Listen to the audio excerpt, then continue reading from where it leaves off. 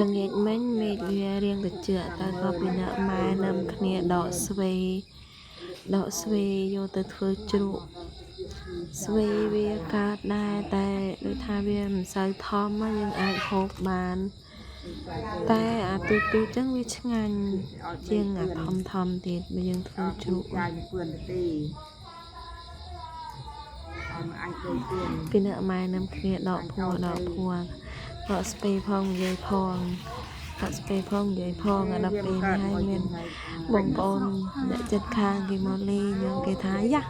ថតវីដេអូទេគេថាដកស្ពេសុទ្ធតែឡាយសតតាមពិតទៅប៉ិនកើតណាម៉ែមិនមកគាត់ដឹងថាខ្ញុំថតវីដេអូទេយកច្រែកមកអញមកនេះហើយគាត់ដឹងនេះថតវីដេអូហើយគាត់សើចទៅណានឹងគ្នាសើចទៅណាដកផងនិយាយផងសាច់កាច់កាន់នៅកន្លែងរួមស្ពេបងប្អូនអរគ្នាមានរៀងជើចឹងទៅធ្វើការស្រោតក្រាន់ដកស្ពេrồiហើយក៏យើងមកកាប់ដីដកស្មៅដកអីចាញ់យើងកាប់ដីដកស្មៅដកអីចាញ់ទៅយើងបាច់ជីអាចគូមក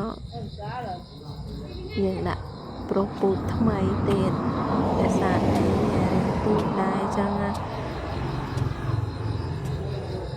យើងដាក់ពូជថ្មីបងប្អូនទាំងអស់គ្នាលើកនេះពូជនេះខ្ញុំទិញមកពីកន្លែងខ្ញុំធ្វើការនៅថៃពូជហ្នឹងពូជកន្លែងគេធ្វើម្ហូបស្លសាច់គោស្លអីអត់ដឹងហៅអីគេនៅណាក៏ខ្ញុំមិនដឹងគេហៅអីតែដល់ពេលហូបឆ្ងាញ់អញ្ចឹងទៅក៏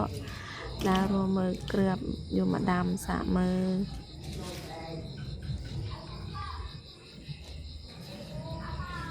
ហើយនេះកាប់ដៃយន្តរើសដៃយន្តរើសអីមកដកស្ពេដាក់ចាន់ដៃយកទៅលាងទឹកធ្វើការនៅផ្ទះការងារច្រើនកប៉ិកប៉ុកប៉ុន្តែមើលថាវារៀងសប្បាយ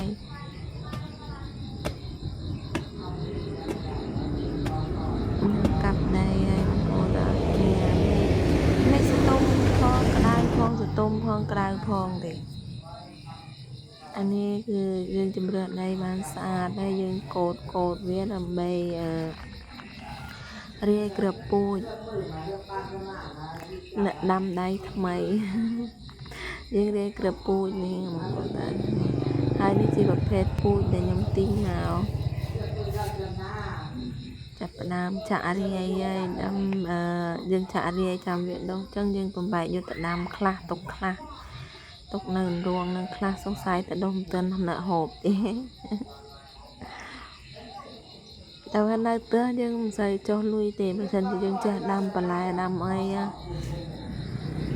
ងទិញតែសាច់គេមកយើងហើយចាប់ផ្ដើមរាយពូជហ្នឹងខ្ញុំទិញមកកញ្ចប់ដូចជា20បាតស្មើនឹងប្រហែល2000ជាងពីទួយខ្មែរយើងតែគ្រាប់វាបានច្រើនខ្ញុំដាក់ក្រាស់ផងនេះខ្ញុំមិនដាក់តិចទេខ្ញុំដាក់ក្រាស់មកហើយខ្មៅជាស៊ីទៅពូជទៅវាអត់ដុំទេដាក់ក្រាស់ប៉ុន្តែពូជគេមានអប់ក្លិនអត់ឲ្យសម្ោចស៊ីនេះចាប់ផ្ដើមប្រោះទឹកហើយស្ដាយមែនទែនផ្លេចទិញអាចពូលមកចាក់ទឹកដំណាំទៅផ្សារដែរតែផ្លេចទិញតាមអីទេពីមុនខ្ញុំធ្លាប់ដាំបន្លែក៏តែអញ្ចឹងដែរមិនអីផងវាអាចដុះបានព្រោះអីយើងផ្កាយដីលុបបន្លែលុបគ្រាប់ពូជហើយវាអត់ងាយនឹងថាយើងបាច់ទឹកទៅវាអត់ងាយនឹងតែតាមទឹកឯងពួកអីយើងលុបដី